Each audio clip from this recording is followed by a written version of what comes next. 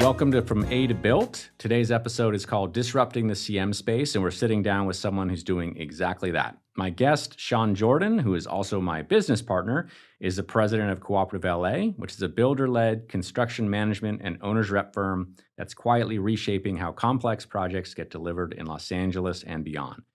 Sean's been a leading PM with one of the best builders in LA, Matt Construction, working on iconic projects like the Waldorf Astoria, as well as the Academy Museum of Motion Pictures. From there, he led the construction and development of Coyote Studios in LA, one of the most successful and innovative studio developers, which led to an acquisition by Hudson Pacific. After that, Sean went back to his roots, but knew that he wanted to have a bigger hand in shaping the successful outcomes of the projects that he worked on, which led him to take a leap of faith and join a startup in Pasadena, California, that shared his vision, his values, and his drive to do things better. We'll talk about how Sean is doing things differently, his leadership mentality, and what's next for the industry. Thanks for tuning in.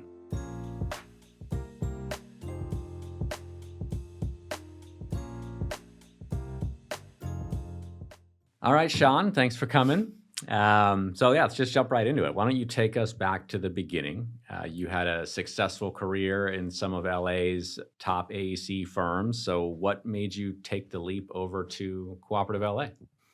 Yeah, I went to Cal Poly SLO, and then from there I went to Matt Construction, where I spent 10 years on the project management side and learned a lot. It was really like being in boot camp for 10 years working on some of the craziest projects, and I just learned so much. It was awesome. And then the opportunity arose to go to Coyote Studios, where they were rapidly converting warehouses to film studios. It was a very technical project, rebuilding the roof structure, bringing power to the building, and then changing the whole use and taking a lot of these buildings from occupied by 4 or 5 people and a bunch of dog food to 200 people filming commercials, TV shows. It was a really difficult construction project. And I got to do 10 studios in 18 months, and it was really fun.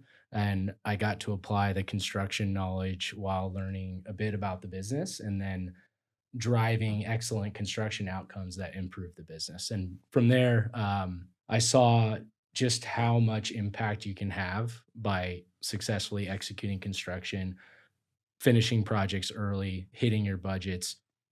It was more than just being precise with your execution. It was executing so well that you created a better result than people even imagined. So once I saw what that can mean for a business, I quickly realized that you can go out in the market and help businesses have these amazing results because you know what you're doing with the construction. And I met you, Bryson, and I felt that together, with your background building a GC for 20 years and my background running projects at Matt, we could really do some damage in the CM owner's rep seat. Mm-hmm. And when you were building with Coyote, was that through COVID?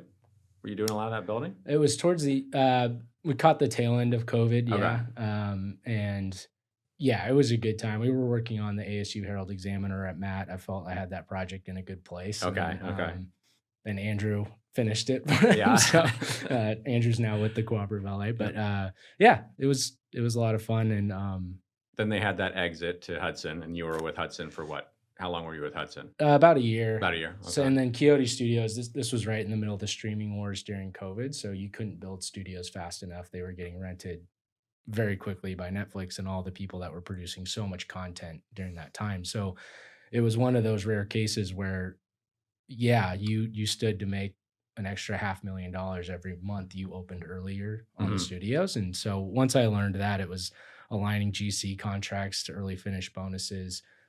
Every scheduled delay claim was all hands on deck right away. And then establishing standard specifications for Coyote so that every time we got a new warehouse, we didn't spend too much time during design. We knew exactly what we were going to do. We got through that design phase very quickly, permitting very quickly, and then got these studios converted. And we captured a lot of additional revenue because we were able to finish these projects so quickly. All right, Sean. So whenever I think about starting something, I immediately freak out. It's always like step number 1 in the checklist because it's like just so scary. I mean, you're starting something new, fresh for the first time. Like, how many mistakes can you make? Have you ever done it before? All of these like kind of self-critical and also like self-conscious thoughts like come into your head. So I'm wondering, what did those early days look like? What did it feel like? Was it nerve-wracking? Was it stressful? How did you deal with it? What guidance would you give to anyone looking to take the leap that you took? In some ways, the challenge is a benefit that there is so much work to do that your time will be spent on quality tasks because there's just quality tasks that need doing Mhm. everywhere. And so, yeah, it can be difficult to prioritize, but I just knew that if as long as we focus on the important things, good things will come. And so it helped to keep kind of this long-term view. Bryson was adamant that we set, a 10-year target, a 3-year target, 1-year target. And that meant, the week to week ebbs and flows of project management. Do our clients love us? Do they not? Did they take that difficult conversation well? Or is there a serious challenge on the project that means it might not go forward?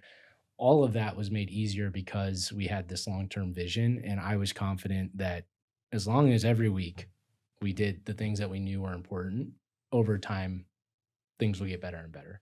And so, yeah, looking back, it was stressful, scary, but we had this confidence because there was a clear North Star of where we were headed. Yeah. I would say also whenever you're starting a new firm, there's kind of like two types of people you could bring into the space. There is kind of what you would call seasoned executive leadership that you'll see at larger firms.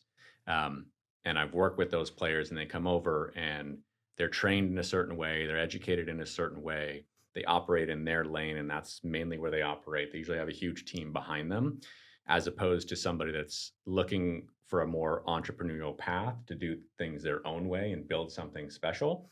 And that's how I've always done things. And I'm always looking for people that kind of exemplify that. And Sean's a great example of that, of knowing that he was going to come in and know out of the gate, he's going to have to wear every hat, not one or two extra hats, every hat across the board. But also loving that and knowing that he's going to make each section better and build it up how he needs to build it. And those early days are crazy and stressful and hard. But if you have that, that's why the vision is so important. And I think we were aligned early on about, all right, we're doing something special here. We're going to bring on the best of the best, and we're going to kind of shake things up. And I think that's a really key thing when you're looking at different types of people for different roles. Because if you bring on somebody that's been in a space for 20 years in that specific leadership role, they're really not a good fit for starting a new firm. You need someone that's coming up that is like a drive to do something new and different, that's never lived in that role. That's like, I want my shot to try and do something special here. And I think Sean's just knocked that out of the park. Oh, yeah, that was a big lesson learned for me. When going from Coyote Studios, where we were nimble, scrappy, building a brand, building a new product, which was Warehouse to Film Studios, and then going to Hudson Pacific, which is a very established brand. They are awesome, and the people there know how to manage risk, how to leverage their brand to get more opportunities. And it is a different muscle. Mhm. Building up a team, building up a brand, it's way different than managing a brand. And it does take a different skill set. So totally agree. I think one of my clarifying questions is just how do you bring that tenacity every day to always make sure you're staying true to that North Star? I mean, I think anyone, probably gets tired after about 3 months. But to carry the torch or the flame for a number of years, yeah, I mean, what's that process like? What advice would you give anyone trying to kind of discipline themselves and steel themselves for the long road ahead? Yeah, preview of the Sean's favorite book section. But, Atomic Habits is just all about creating momentum. And it points out how easy it is to fall into bad habits. Like, every Sunday you feel like you need to have a beer or something like that to unwind. It's just as easy to, and then every Sunday you're like anticipating wanting a beer, and it becomes easier and easier to want a beer. It's the same with good habits though, where if you're getting up every morning at 5 a.m. to work out, every day you do that requires less and less willpower. And you've effectively developed, it's really hard to start. But once you've developed that good habit, you're just maintaining momentum, and it takes very little willpower. So if at the start of a multi-year marathon, you think, how can I break up my week to budget uh, recovery time, make sure that I'm staying in relatively good shape, hydrated, all the things that you know you should be doing. If you can build a typical week around those good habits, every week is going to be easier and easier to do those things. And when I reflect back on Matt Construction and my time there and the amazing, amazing people that were there, we were building one of a kind projects. So the Waldorf Astoria, Beverly Hills, very few buildings are like that one. Academy Museum of Motion Pictures, there are no buildings like that one. And when you think about what a professional football player is like percentage of all football players, I was really fortunate to be in what I would consider some of the top 1% of builders in the world. And when you start thinking about what we're trying to do, it's really on caliber with a professional athlete in this sector. And are professional athletes taking care of themselves? Are they building in recovery time? Are they building their whole week around high performance? Yes, they are. So if you're trying to be the professional athlete of construction, you would do those same things. So I think whenever you're looking at a multi-year marathon, like building a business or executing on an especially difficult project, what would a professional athlete do? And that is break down your week to get maximum performance. Yeah. Yeah, that's such a great book, the Atomic Habits, and And I love a good sports metaphor. yeah, we got both Yeah. in there. It's a concept of another book I read called Rewiring the Neural Pathways. So it's like the pathways in your brain where it takes the path of least resistance or the road that's already been traveled. So you're going to do that, and it takes a little while to create a new path, but once you do, you'll naturally go down that path. Kind of the same concept there of it takes a little bit of effort up front, but once you do it, then it just becomes kind of second nature overall. Yep. Yeah, and I think that's huge for being able to maintain this high level of performance, just like in sports over time, right? Because anybody can put together a little bit of motivation to put together a 2 week to 4 week sprint on something, but to think 1 year out, 3 years out, 10 years out, that's a whole different animal. Mhm. So you need all those tips and tricks and all the books that you love reading and continually educating on yourselves to kind of how to get past that. But speaking of kind of, difficult things, going back to our industry and getting into the owner's representation space, our industry in general, in terms of owner's representation, construction management, you know, let's talk a little bit more about where you think the cooperatives are bringing value and where the industry maybe went astray a little bit in the last 5 to 10 years and how it was operating versus how we want to do things and how we want to change things up in the future for the industry. This goes back to another concept I think a lot about, which is when you have like two competitors and one is operating on how they were taught, they think they know best, and it's fairly static. They're going to apply what they know and their expertise to every problem that they see from here on out. And they're not really interested in changing the way they do things. And then there's the person that has how they were trained, how they were taught, and then is battle testing that every project and is looking for additional perspectives, is reading books, is getting training, and understands that like their perspective is limited and their ideas may be limited by their limited perspective. So how do they keep growing and changing? And that inevitably will trigger they're going to change the way they do things. And if we think about how construction has evolved even in just the last 5 years, but 10 years, 10 years ago we didn't have Procore. Hmm. 5 years Yeah. ago, like we were still printing out submittals and keeping them in hard copies on site. Uh, Now we have AI. Every 2 years, it feels like construction, like big sweeping changes are happening to construction and how we execute projects. And then you add in interest rates. 4 years Yeah. ago were very different than they are today. Measure ULA wasn't here. The dynamics are changing constantly, and I think anyone who is not constantly learning, constantly testing the way they do things, and adapting to the new inputs is going to be left behind. Mhm. And that's part of why, like, yes, we are establishing templates at Cooperative LA based on best practice today, but we're also building in feedback loops and trying to understand that or acknowledging that the best way to do things may not be the best way to do things in 10 years. Mhm. And so how often are we going to be reviewing our systems and taking in what's happening in the market and then adapting? And Yeah. so we built in this like quarterly feedback report, like quarterly feedback to reassess, and we encourage our people to, hey, here's best practice, but feel free to like test the boundaries of this, try new technologies, try doing it in different ways, because we acknowledge that things will change. And I think too much of the industry is trying to apply things they knew 10 years ago or 5 years ago, and not taking in these new softwares, taking in these new constraints, and then identifying a new path forward. I think Well, now, what do you think? What do you, I mean, yeah, no, I mean, in terms of the industry, I think putting on my builder's hat and being a builder for 20 years, we always had this experience being downstream as the builders to getting a half-baked set of plans. And, you know, and I have to be very careful about, where the blame goes in these scenarios. But we would get these plans, and even the RFPs that would come through would make no sense. The plans wouldn't be ready to be bid, and people were just rushing and trying to push these things forward.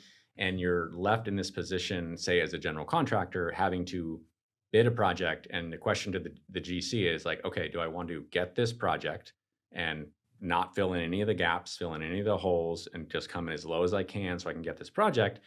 Or do I want to be the GC that raises their hand and says, hey, there's a problem here. I'm going to try and fill all your gaps. I'm going to put in the contingencies. I'm going to be 20 to 30% over the next bidder because I've been thoughtful about how I went this process because I want to do this right. And 9 times out of 10, when you do that, you lose the job. So it puts the GCs in this horrible position of like, okay, well, I guess I have to be that low bid GC if I actually want to get these projects. And that's what gives GCs a bad reputation in the industry, because that turns into change orders, that turns into schedule delays. So we were always looking upstream saying, how can we change this process? And some of the groups that we were working with at that time, and not to say anything bad about them, because they were doing their job as they thought they needed to do their job, which is to be almost an administrative professional to help guide that project down a certain path, but not to solve any problems, not to look ahead, not to spot the gaps, because they didn't know how to do that. They'd never been on the builder side to say, hey, I've been here. This is a problem. If you don't solve it now, it's going to come up later. So they weren't doing anything wrong. They just didn't know. Yeah. So we thought, all right, you need people upstream that know, so they can spot those things, solve those things, and bring that level of expertise.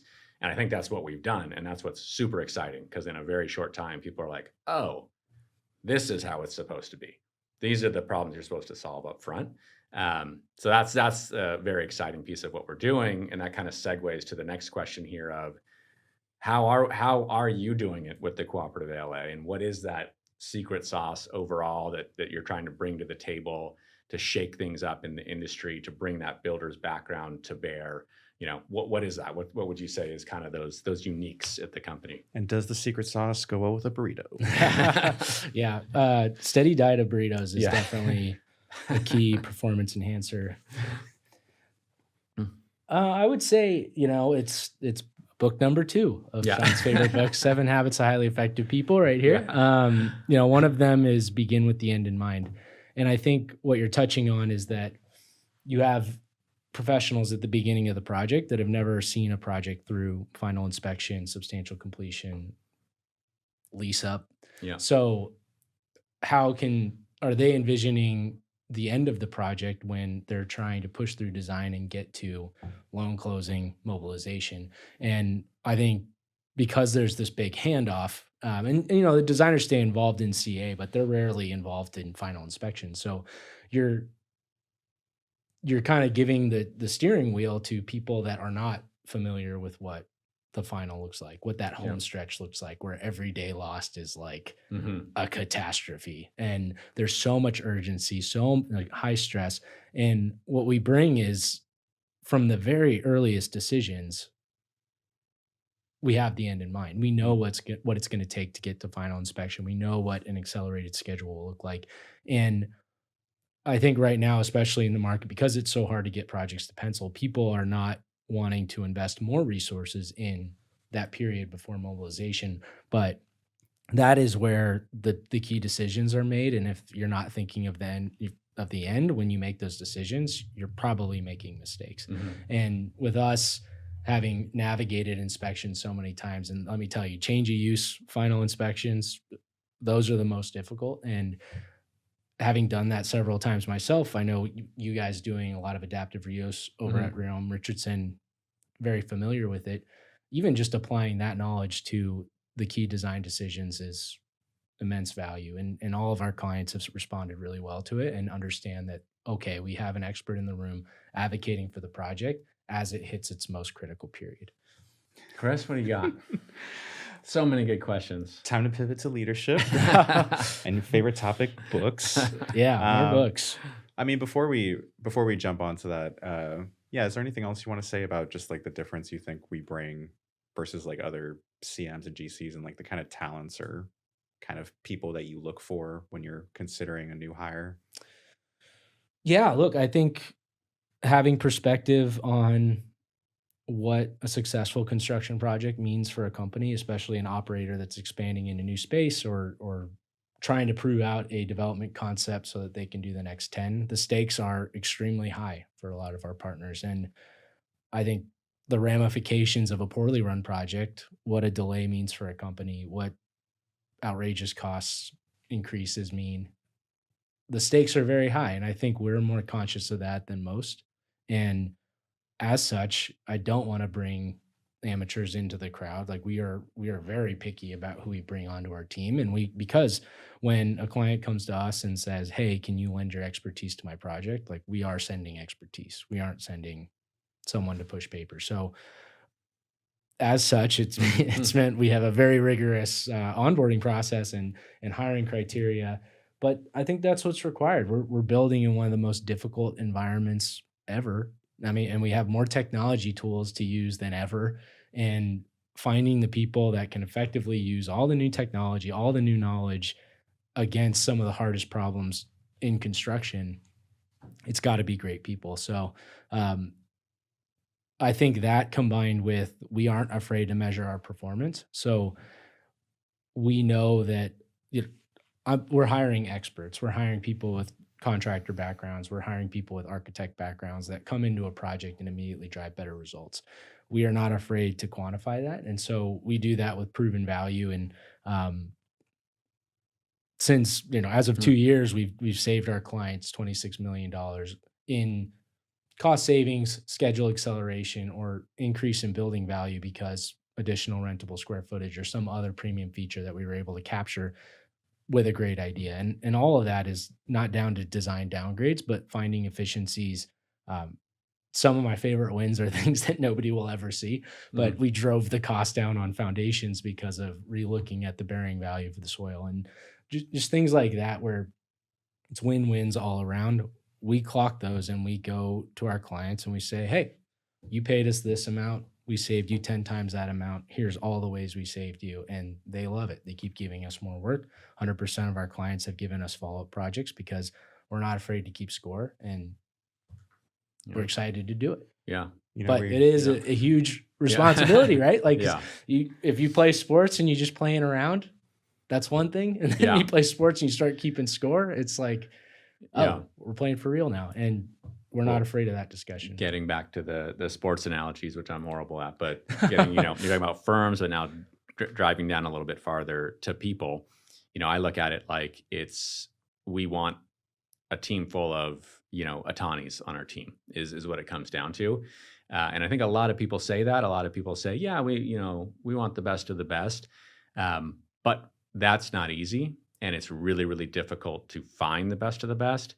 And it also takes a lot of time. And running a business, sometimes you line contracts, you need people, you need bodies, you need to keep things moving. So I think a lot of people miss that piece where they just say, you know what, we got 6 good people, whatever, let's just hire 2 more so we can make sure and staff this project up. But I think that's something that we were aligned on early on, that for this to be a really special firm, it needs to be A players across the board. And I think the culture instilled here now is one that's true, but now everybody sees it. And it's wild to me to watch the team that you've built be so protective of that culture. right? So they're like, look, they know they're A players. And so now when we bring people in of like, hey, we're thinking about bringing this person in, everybody's like, hold on, we're gonna Yeah. There's a we're good gonna amount of chime in on this. skepticism. Yeah. We're gonna make sure this person is the right fit, not just they're intelligent, they're smart, they're good, they have the background, but they fit the culture overall. That is, I think, a big piece of the secret sauce of what you're creating and why it's so special, and then why it's so much easier to drive that value or to win the World Series or whatever it Yeah. might be. So, Well, I think you're Mhm. touching on, I don't Mhm. remember what book this is from, but it just talks about, there's an organization where the key leader at the top of the pyramid Mhm. is the standard setter and pushing that to everybody. And everybody is striving to achieve based on that person's expectations. Mhm. And I think what we've been successful doing is finding people that kind of naturally rise to that occasion and then compel others to rise to that occasion. Yeah. And so then there's not this single source of standards. Like if if I left for 4 weeks because something happened to me, I don't think there'd be a quality drop off in our work, which Yeah. maybe that's Mhm. a Yeah. fight against me, but Yeah. but I just think everybody's standards are so high. It means there's very little pressure on us to like raise the standards. Mhm. It's great. And I don't know, a lot of that goes back to leadership and how to motivate very hardworking people, what they're looking for. And I think we've successfully built something that's attractive to those people. I think one of my questions then, I mean, you touched on it earlier just about these wins. Like what counts as a win for you on a project? Like what counts and what doesn't count?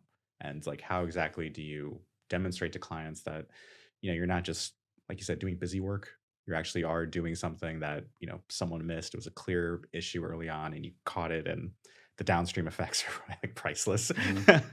But how do you locate those things? How do you decipher? How do you discern? And then how do you try to like put a dollar value onto it to help the team realize, hey, this is how we're creating more certainty here as we're moving forward. Yeah, I mean, I try to be conservative with this, but sometimes you do something and you're like, wow, if I hadn't caught this, this would not have been caught.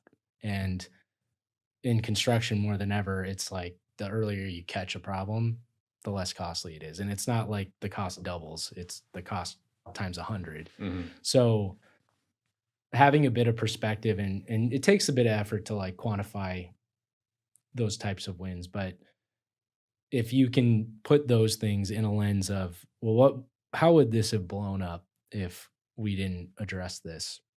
It's a real easy equation. Um, Schedule acceleration is a big one because I think in the beginning of the project, like we said, there's few people that have had to do a utility service upgrade and call DWP every single day to try to get them on site to energize your project so you're not delayed several weeks. And when you can, I guess, like I'll give designers a huge amount of credit here. They generate wins that nobody else sees because you don't feel the ramifications of that for 3 years. And so I think having us in the room also allows us to clock wins for our partners. We are doing something this year I'm really excited about. Just it's not just us generating wins, it's how have our project partners generated wins, and we're going to be sending them that list at the end of the year.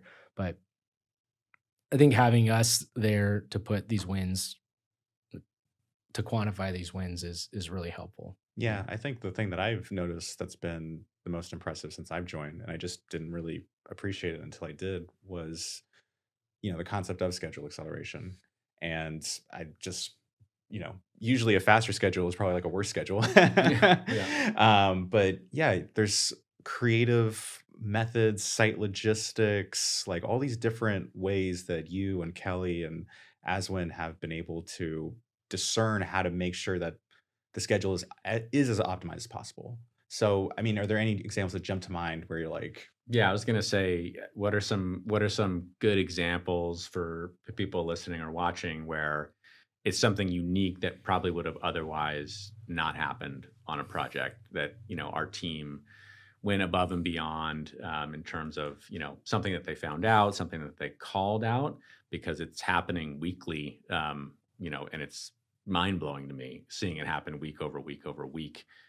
So yeah, what are some of those All good right. Do examples? you guys want a Yeah. schedule acceleration one or a taxpayer save dollars Yeah. one? Or what Give us would you what like? about design? Everyone understands design, catching issues on the plans, things like that. Great one, because I think this is a good one because everyone's just being overly polite in this situation. But we had a garage for one of our more complex projects. It's a garage that has some retail space. It has some multifamily space, and the equipment rooms for those retail, they're like abutting the parking structure.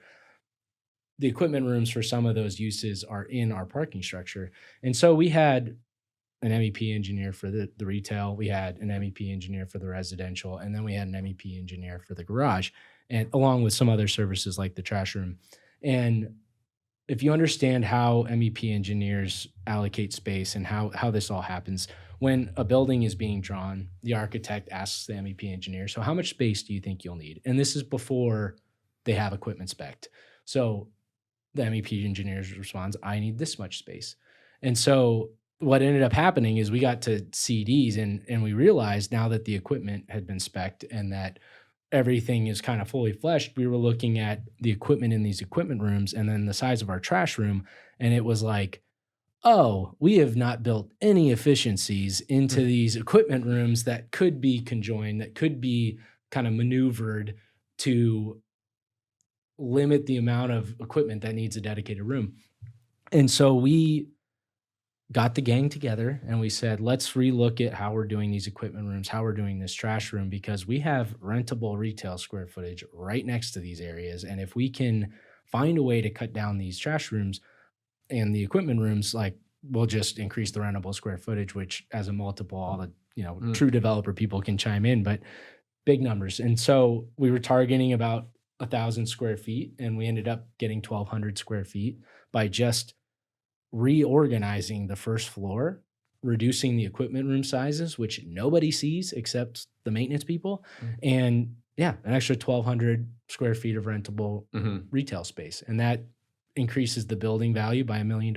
Yeah. So would that have been caught by anybody? Not really, because there was not a single MEP engineer for that space. There were three architects. Like that is only something that we could have caught, and it's just, it cost us almost nothing to generate that win. So it was a huge one. It was great, but it takes understanding how these designs come together, how these designs, how these decisions are made, and then not really looked at again. So that's a great one. Schedule acceleration. We have the modular manufacturing project, and that dovetails. Just for the audience, it's a 375 unit modular Yeah, housing it's project. steel volumetric modular On project. how many acres? 12? Oh, man. 12 acres. Lots of numbers being thrown around. But so for that one, again, similarly, at the beginning of the project, we had a preliminary craning plan on how we were going to set these mods. And it's kind of a C shape. And we had decided early on that we were just going to start at the top of the backward C and work our way around clockwise. Craning plan is basically the crane that picks up the mods. Then it sits in the courtyard and then goes around like this. And just from the start, that was the plan. And we were always, it's a lot of work to come up with, all right, which mods are coming in which delivery packages, 1, 2, or 3. And then just like a couple months ago, like right before we're about to place the manufacturing order, we looked at the schedule. We had rebuilt the whole schedule because we have 3 different contractors. So we built a very detailed schedule, aggregating all the inputs from these guys. And we quickly saw that, if we can get the crane out of the courtyard, we can pick up 3 months. But how would we do that? And what we realized, if we can do the top and the bottom of the C and leave the side to be done from the street, we add a mobilization, but we pick up 3 months. A mobilization is like $80,000 to $100,000, but a 3 months on the schedule is like $3 million. And so we're working out, can that be done? But it seems like we're going to be able to pull that off. And again, who wouldn't take a 30x return on spend $100,000, save $3 million? It's stuff that like wouldn't be solved unless somebody with a builder's experience was in the seat very early on to make those key decisions. Last one, favorite one. It's because it's for the taxpayer. LA County General Hospital campus redevelopment, there was a significant testing scope, material testing scope on the general hospital. I think it was concrete testing. And Lena had seen that reference to this very material testing that was done like 10 years ago. I think it was 10 years ago. And there were no records of it from our county partners. Just it had been done, and there was a report kind of referring to it. So Lena went on this like deep dive campaign calling the structural engineer, who deferred to a different structural engineer, who said, I don't have it, but maybe the deputy inspector on it did. This is their name. And then that person had it. And because Lena got hold of this deputy inspection report, we were able to avoid having to spend $200,000 to have this material testing redone. Mm-hmm. And I think this is a key part. It was effort that we didn't know was going to pay off. Like Lena did all these phone calls, all this effort, not knowing that there would be a pot of gold at the end. And no one asking her to do it. No one asking her to do it. In fact, people were like, hey, you should work on something else. She's like, no, it is. I am going to find this damn report. And she did. And it saved us $200,000, us, the collective taxpayer, $200,000. And we just ended up finding the test and then didn't have to repeat it. Yeah. It's great. I think a big thing to point out in this scenario is you'll see in a lot of companies, whether it's the owner or, a VP or somebody, there's an all-star that can solve all the problems, that can come up with things. And so I'm listening to you talk, and part of my head goes to like, okay, great. If I get Sean on my project, he's going to solve all these problems. But that doesn't mean the cooperative is going to do it. It just means I need Sean to be on my project. And that's what I think is very, very unique about the cooperative is every single example, and we could sit here for 2 hours just going over examples, has been brought to the table by each one of the team members at cooperative. Yeah. So Aswin, Kelly, Lena, Sam, everyone has brought something to the table that has made that type of impact on a project. And so how do you build that culture in, and what have you set up to drive the employees to that's now in their nature and they're looking to do that on every project? So what have you set up to make them like, yeah, this is something that I do now. Like I'm going to find these savings for my client, and I'm going to, not only for them, but I'm going to bring it back to the team and raise my hand and say, look what I did. Yeah. So, well, I think, a few ideas I've stolen from Matt Construction.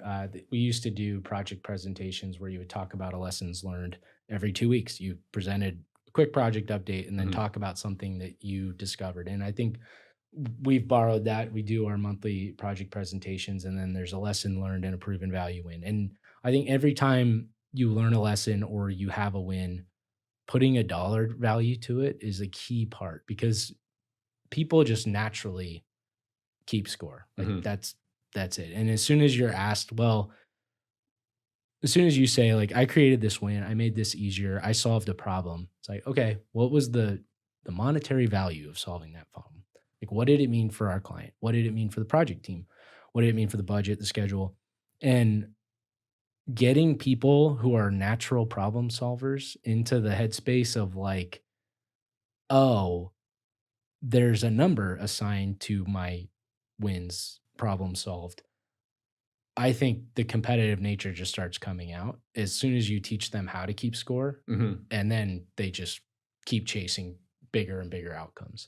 And, having them upload wins to our proven value tracker, and then me trying very hard not to tell them what I think the dollar value of that win is, and forcing them, like, no, what do you think it is? What do you think the budget savings are? What do you think the schedule savings are? It's a rewiring. At Matt, there were so many problem solvers, and we would just solve problems every day and then never think about them again. And I think that's one key part we're trying to build here, is that people should have confidence in our expertise. People should have confidence that when they join a project, they're going to drive better outcomes because, hey, we've been keeping score for the last 5 years. Look at all these wins you've generated. Yeah. And I think it comes back to hiring the right people, but then teaching them what a meaningfully better outcome looks like, and they will start chasing that on their own. Definitely. And just for the record, Matt is not a sponsor of this Yeah. podcast, but we are looking for sponsors. So if Matt is listening, and throw their hat in the ring. Yeah. Books. Books. Finally. Yeah. Let's get into it. Tell us. Top 5. Oh, yeah. What should we be reading? What should everyone All read? right. 7 Habits of Highly Effective People. If you've never heard of this book, I am very sorry for you. I'm sure you've heard of some of the principles, but yeah, if you want to set a roadmap for your life and you want to think about, if you admire the people that you work with that are extremely effective, that seem to have it all dialed, I promise you they're operating off of ideas in this book. So this is just a great book to be more effective. Extreme Ownership, Jocko Willink. This is one of my favorites, and I would highly recommend this book for anybody who maybe you've been a project engineer, APM, but you're just starting to manage people. This contextualizes those people that maybe you played sports with or bosses that you've worked with where you can't quite put your finger on it, but you just recognize that they're an excellent leader. And people talk about like, oh, that person's a great leader. Like, well, what qualities do they have that make them a great leader? This book really zeroes in on that. And it's about Navy SEALs. It's how the Navy SEALs find their leaders. And great book for anybody just starting out managing people. 2 more books that I don't have here. High Output Management. If you are a manager of managers or you're managing a large project, that is the #1 book for how to run effective meetings. Like, what does it mean to get the most out of a team and the processes you can put in place so that there's this recurring feedback loop and everybody's getting better constantly. And then people aren't wasting time on things that don't matter. Things like minimum viable product, getting something out there, creating the feedback loop so that they're constantly improving, all in that book. So there's one more that I gotta make sure. Yeah, and then this is an amazing book. Amazing.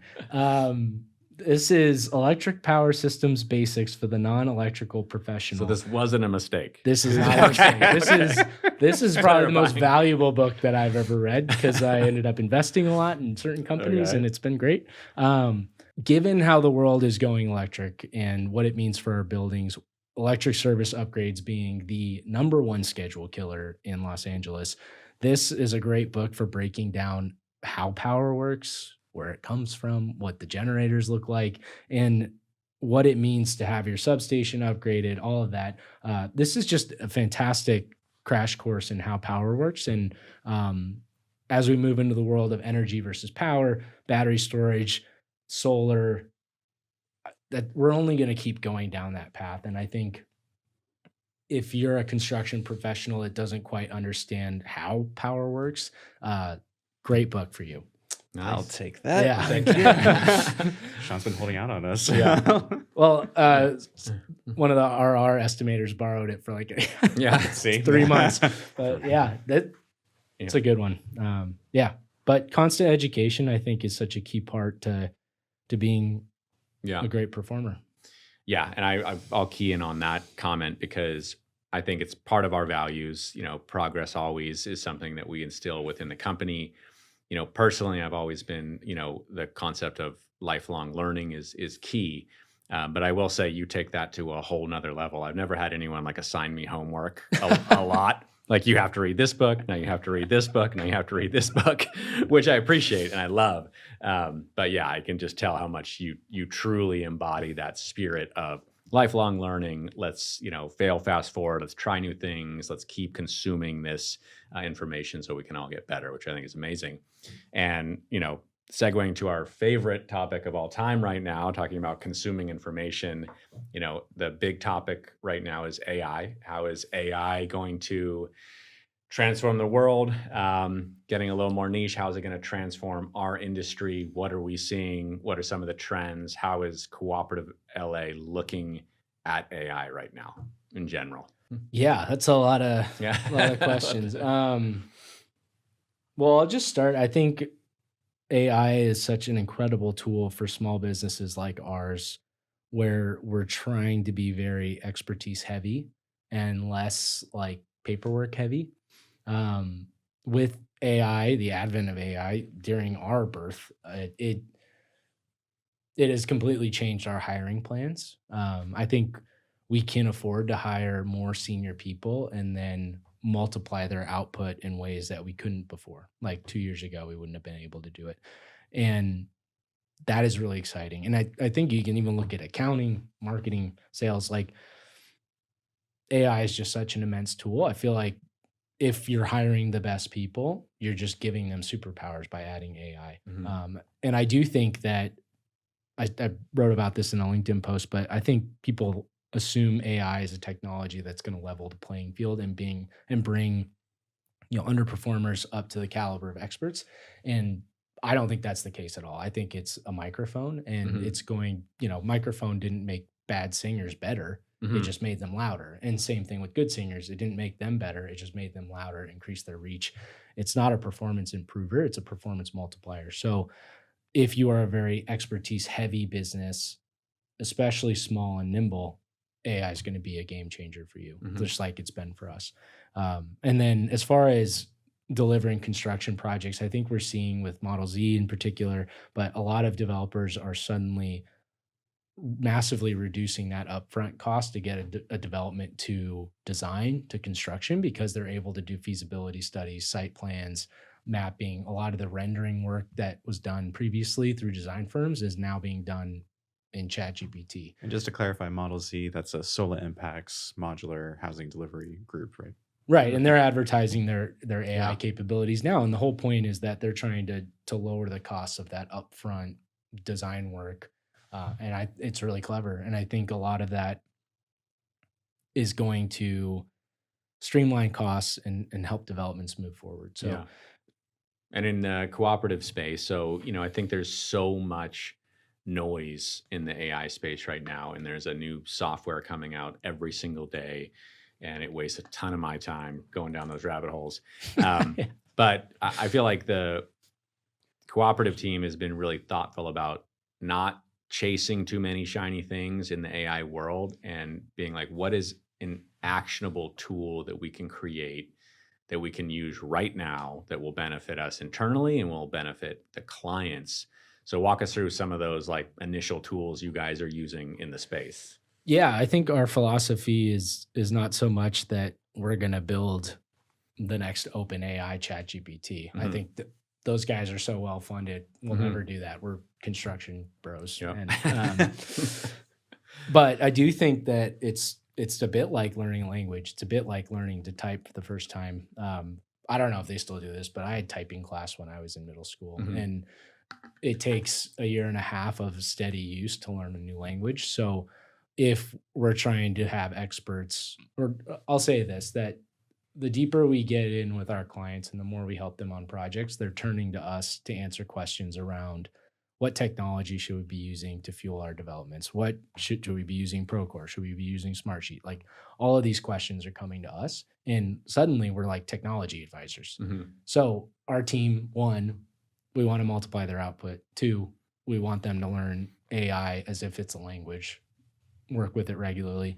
And three, we want them to be experts because our clients are asking us, hey, what should I be doing with AI? And I think with minimal investment, we've been able to set up this secure open AI environment, and we've been kind of cutting the team loose on building custom GPTs.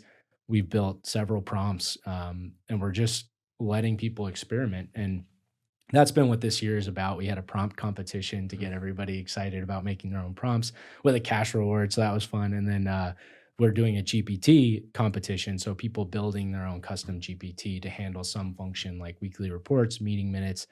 It's exciting because it theoretically should cut down it does. It cut down the time to do some of these very repetitive tasks. And as we start aggregating more and more cost data, soft cost data, vendor lists, we're going to be able to set up these custom GPTs that can draw from that and help build us estimates. So future is bright. This has been a very experimental year, but I think our people are already like crazy ahead of the curve on how to use AI, and it's just going to continue. And I do think if companies that are using AI right now and companies that aren't, their people are going to be 2 years ahead of the curve. And it doesn't matter if you wait 2 years and then do a $5 million investment in AI. If none of your people know how to use AI, doesn't matter what kind of tool you hand them. So this period, I think, is about educating our people, letting them play with AI, and then seeing what tools we create. I love our GPTs. I love mine in particular. Yeah, no, it's fascinating because I mean, I think about RFPs, for instance, and just go no goes for any business, and we're currently going through that right now, and just built one that does a whole go no go analysis for any RFP that comes through the books or comes through the door, and sometimes just leads that are given to us by clients or past friends or colleagues, and usually in my history, it would take like at least a day or two to go through a whole RFP and really understand it, analyze it, figure out the strengths and weaknesses. But just with some basic rules and like a heavy amount of guidance, this thing can do it in 5 minutes. And I'm like, great, that's 2 days I get back to do other high level tasks. And it's just, yeah, it's been a Yeah. godsend. Well, and if you broke down responding to an RFP into low effort tasks or low leverage tasks, like reading them and then writing down the requirements, and then high leverage, which is making key decisions about what we're going to be putting in this. If you can knock, let's say it's 80-20 before AI, if you can knock that 80 down to 20% of your time, and then you're spending 4 times as much time on high leverage activities, the increased deal flow, the operating costs, like, It's literally the dream they pitch us when they say AI. You'll have all this Yeah. extra time to do everything. yeah. Well, But thank you. I think, again, people fail to quantify it, because if you have, like, I don't know, 50 employees, I did this math for a client. If you have 50 employees and you make them 10% more efficient, and if they're on average paid $100,000 a year, like, someone's going to check the math and this is wrong, but it was that efficiency, that 10% efficiency is $600,000 a year. So that is your next 4 hires you don't have to make because you've just made your team better. That's it. And once you start putting those dollar signs next to these fabled percent increases of efficiency,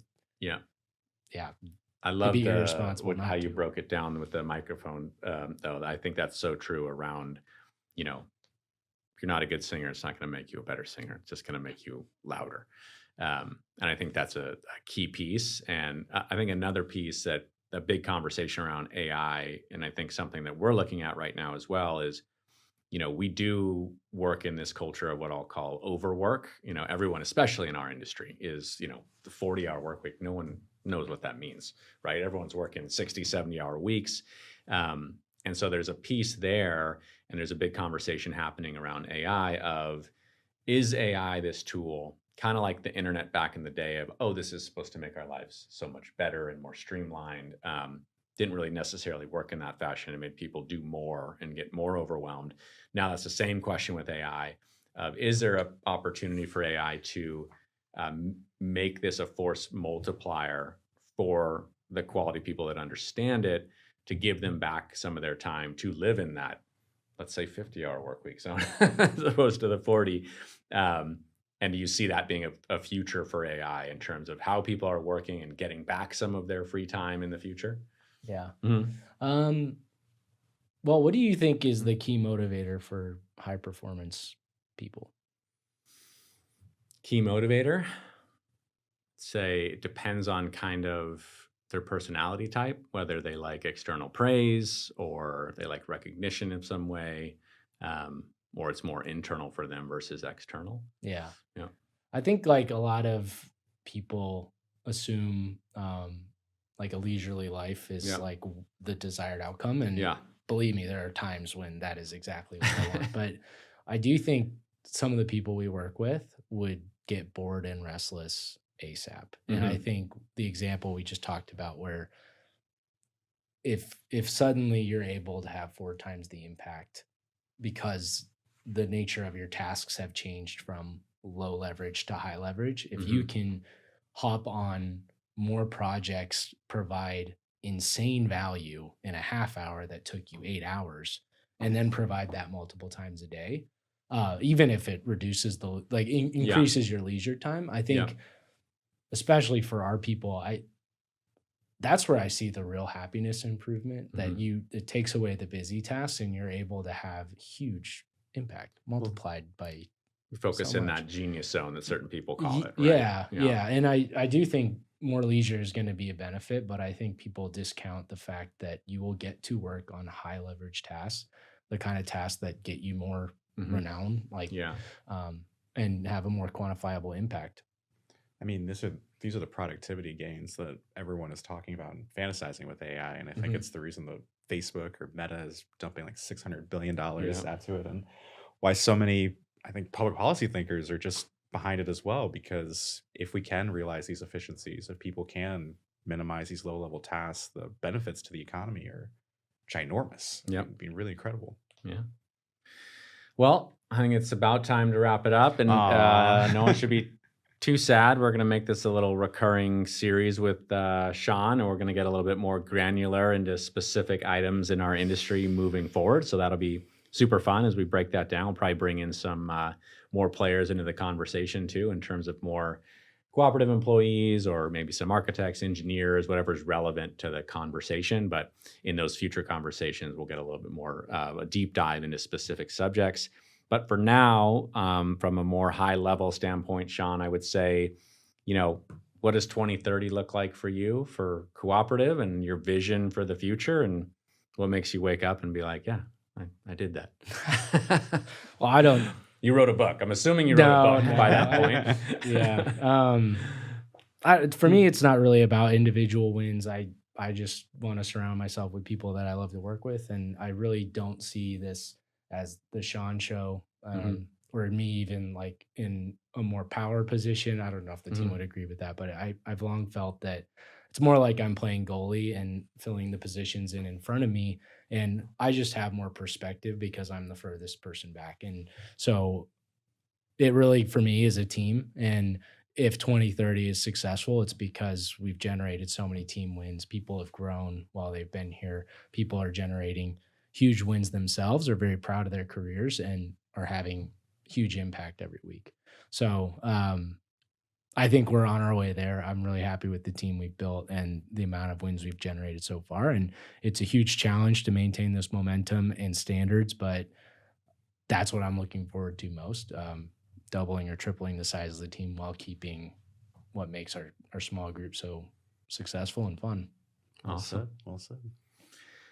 I don't know. Last question, maybe. I don't know if everyone knows, but we spent 6 months or more testing out the best breakfast burritos in LA. I was gonna go. How's that the same thing? What is the best breakfast burrito in LA? 6 to 7 months of testing. What did you end up with? This tells everyone how much time we spent together. Which Yeah. we both had the Yeah, same the question. same question. Ready to roll.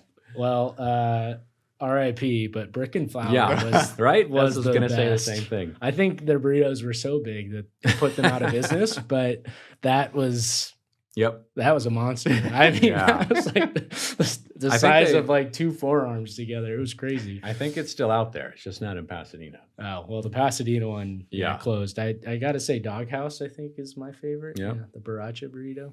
Awesome. Yeah. What about you guys? There's a taco truck at the intersection of Arlington and Washington that I have been going to for Oh, wow. over a decade. Did you bring Every that week? into the mix? Or you Yeah. hiding that from Yeah, everybody? well, It is incredible. Okay.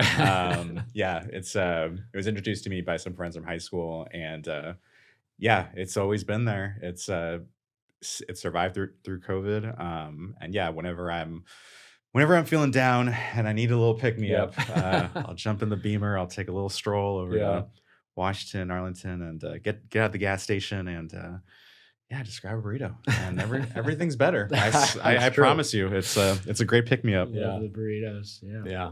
I'd go, it's either Doghouse or Original Tops.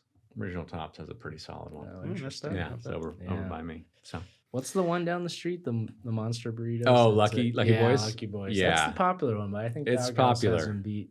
yeah, Yeah. they were We the only should- game in town for so long that they made a name for themselves, where it's like they're the spot, but then over time, groups like the Cooperative show up and start shaking Yeah. things up.